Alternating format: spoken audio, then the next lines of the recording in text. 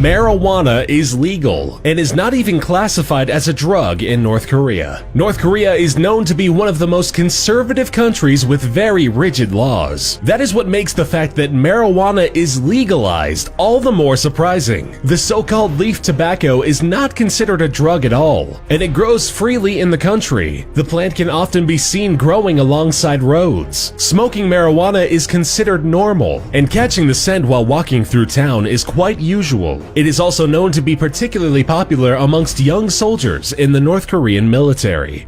North Koreans may only choose from 28 approved haircuts. Possibly one of the most surprising North Korean laws of all is the one defining which hairstyles are appropriate. Officially, there are only 28 hairstyles which are legal in the country. Men can choose from 10 different types of short haircuts, while women are free to choose from 18 styles. Married women, however, are to have only short hair, while singles can let their hair grow out a little longer.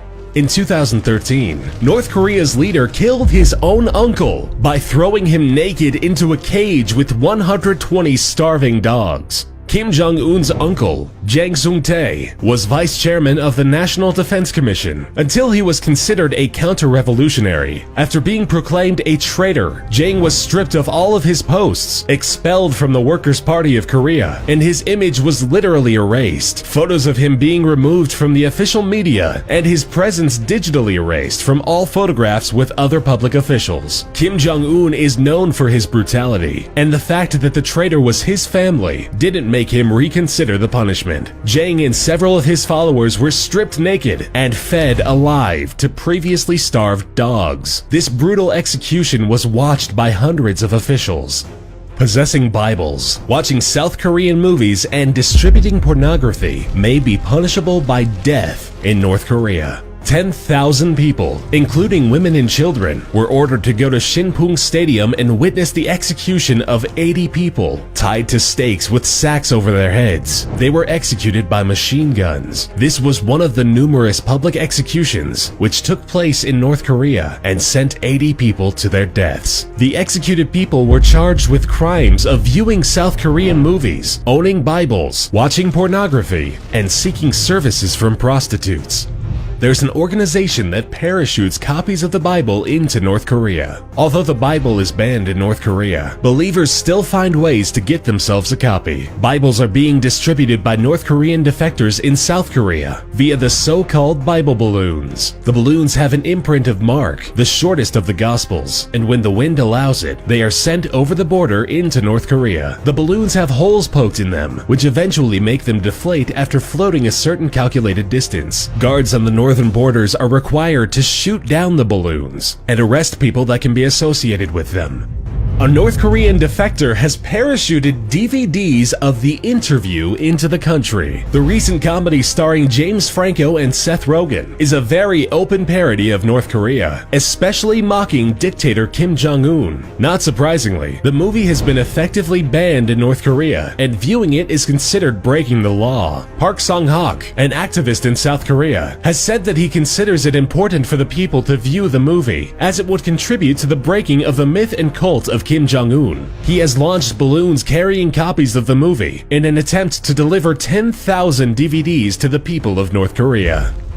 North Korea holds elections every 5 years in which the ballots list only one candidate. Although under a dictatorship, the official name of North Korea is the Democratic People's Republic of Korea. In order to keep up with the illusion the name offers, the country organizes 5-year elections. Unfortunately, the elections offer just one candidate. The position of the leader is hereditary, but official elections are conducted, offering the hereditary leader as the only candidate. Voting is considered mandatory.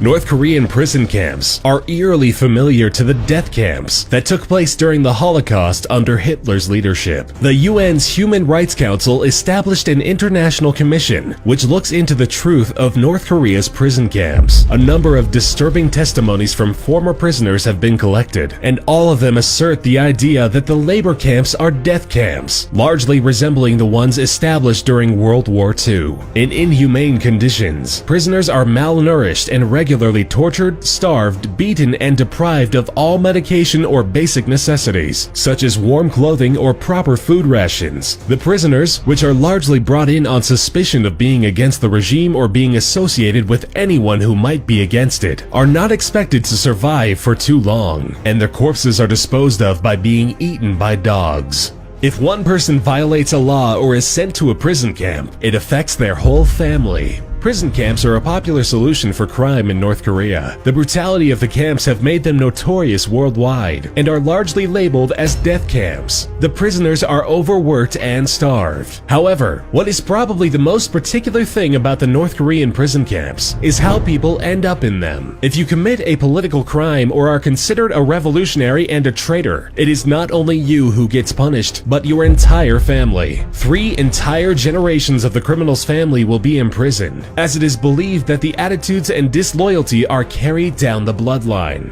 In the 1950s, North Korea built Kijang-dong, a nice city visible from the border, to encourage South Koreans to come over. It's actually a ghost town. For the purpose of keeping up appearances, North Korea ordered the creation of Kijang-dong. Kijang-dong is an uninhabited village in North Korea, built to look quite marvelous when viewed from the border, with the blue roofs of the buildings being the most prominent visual marker. The village looks prosperous, but in reality, it's empty, being a tool for the 1950s propaganda. The purpose is the encouragement of South Korean defection. Furthermore, the intention was that of creating an image of prosperity and happiness, trying to advertise that the people of North Korea are living with high living standards and in abundance.